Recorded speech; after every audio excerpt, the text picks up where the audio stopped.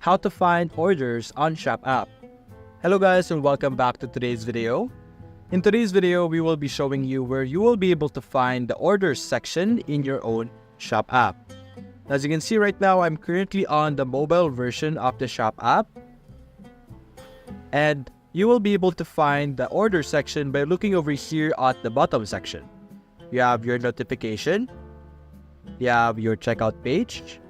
This is where you will be able to see products that you have added to your checkout or cart. And the next icon beside that is where you will be able to find your orders. This is where you will be able to track your different orders, wherein you could easily add a package manually, details about the order, and you will be able to locate it and track it.